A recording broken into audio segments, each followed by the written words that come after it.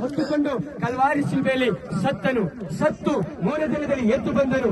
ಯಾಕೆ ಯೇಸು ಕ್ರಿಸ್ತನು ಯಾಕೆ ಸತ್ತಿದನು? ಯೇಸು ಕ್ರಿಸ್ತನು ಯಾವುದೋ ಒಂದು ಧರ್ಮಕ್ಕೆ ದೇವರಲ್ಲ, ಯಾವುದೋ ಒಂದು ಜನಾಂಗಕ್ಕೆ ದೇವರಲ್ಲ, ಯಾವುದೋ ಒಂದು ಜನಾಂಗಕ್ಕೆ ದೇವರಲ್ಲ. ಆತನು ಇಡೀ ಮಾನವ ಕುಲಕ್ಕೆ ದೇವರಾಗಿದ್ದಾನೆ. ಯೇಸು ಯಾಕೆ ರಕ್ತವನ್ನು ಸುರಿಸಬೇಕಾಗಿತ್ತು? ಯಾಕೆ ಪ್ರಾಣ ಕೊಡಬೇಕಾಗಿತ್ತು?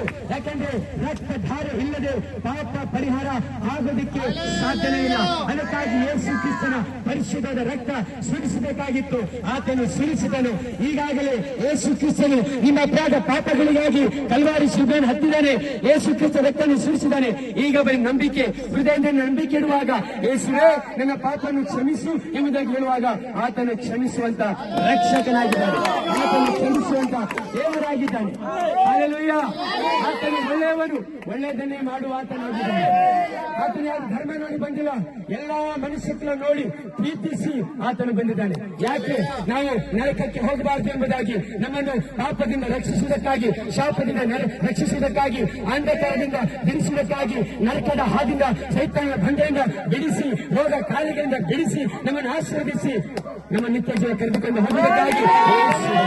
ಹಾಗಾಗಿ ಈ ಕ್ರಿಸ್ಮಸ್ ಹಬ್ಬದ ಪ್ರೇರಿತವಾಗಿ ನಿಮ್ಮನ್ನು ಶುಭಾಶಯ ಕೋರುತ್ತಾ ನಾವು ನಿಮ್ಮನ್ನು ಯೇಸುವಿನ ನಾಮದಲ್ಲಿ ಆಶೀರ್ವದಿಸುತ್ತೇವೆ.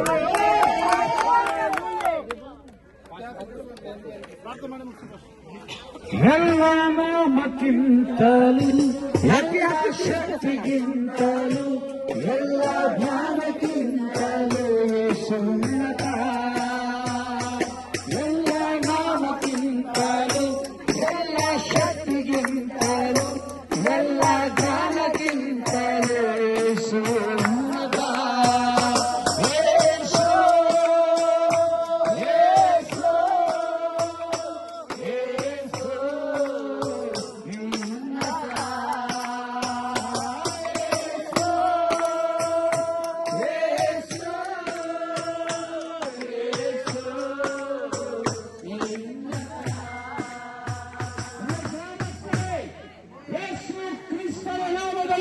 ನಿಮ್ಮೆಲ್ಲರಿಗೆ ವಂದನೆಗಳು. ಎಲ್ಲ ಹಿರಿಯರಿಗೆ, ಎಲ್ಲ ಮುಖಂಡರಿಗೆ ಯೇಸು ಕ್ರಿಸ್ತನ ನಾಮದಲ್ಲಿ ವಂದಿಸುತ್ತೇವೆ. ಯೇಸು ನಿಮ್ಮನ್ನು ಪ್ರೀತಿಸುತ್ತಾನೆ, ಎಲ್ಲ ಜನರನ್ನು ಪ್ರೀತಿಸುತ್ತಾನೆ. ಸಕಲ ಜಾತಿ ಜನಾಂಗಗಳಿಗಾಗಿ ಯೇಸು ಕ್ರಿಸ್ತನ ಶಿಲುಬೆಯಲ್ಲಿ ಮರಣ ಹೊಂದಿ ಹೂಳಲ್ಪಟ್ಟು 3ನೇ ದಿನದಲ್ಲಿ ಮರಣವನ್ನು ಗೆದ್ದು ಎದ್ದು ಬಂದಿದ್ದಾನೆ. ಯೇಸುವಿನ ಹೆಸರನ್ನು ಹೇಳುವುದಾದರೆ ನಿನ್ನ ಜೀವನದಲ್ಲಿರುವಂತಹ ದುಃಖ, ಸಮಸ್ಯೆ, ನೋವು, ಸಂಕಟ, ಸಮಸ್ಯೆಗಳು ಇವುಗಳಿಗೆ ಪರಿಹಾರ ದೊರೆಯುತ್ತದೆ.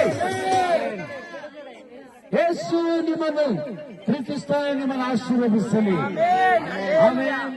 ಪ್ರಾರ್ಥನೆ ಮಾಡಿಕೊಳ್ಳುವ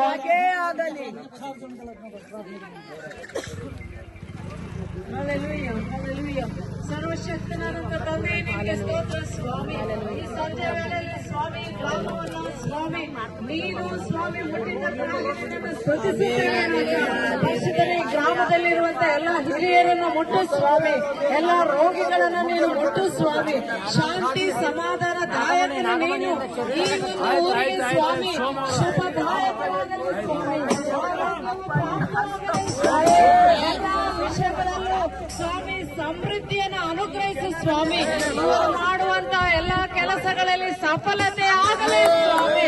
ಎಲ್ಲರನ್ನ ಮುಟ್ಟು ಸ್ವಾಮಿ, ಎಲ್ಲರಿಗೂ ಆಶೀರ್ವಾದ ಸಮೃದ್ಧಿ ಸ್ವಾಮಿ. ಯಾರು ಬಡತನದಿಂದ ಬಳಲಬಾರದು ಸ್ವಾಮಿ. ಎಲ್ಲರನ್ನ ಆಶೀರ್ವದಿಸು ಸ್ವಾಮಿ. ಎಲ್ಲರ ಮೇಲೆ ನಿನ್ನ ರಕ್ತವನ್ನು ಪ್ರೋಕ್ಷಿಸುತ್ತೇನೆ ಯೇಸುವಿನ ನಾಮದಲ್ಲಿ ಸ್ವಾಮಿ. ಎಲ್ಲರ ಮೇಲೆ ರಕ್ತವನ್ನು ಪ್ರೋಕ್ಷಿಸುತ್ತೇನೆ. ಈ ಮತ್ತೆ ಎಲ್ಲ ಕುಟುಂಬಗಳಲ್ಲಿ ಅಭಿವೃದ್ಧಿ ಆಗಲಿ ಸ್ವಾಮಿ. ಯೇಸುವಿನ ನಾಮದಲ್ಲಿ ಬೇಡಿ ಹೊಂದಿದ್ದೇನೆ ರಾಜ.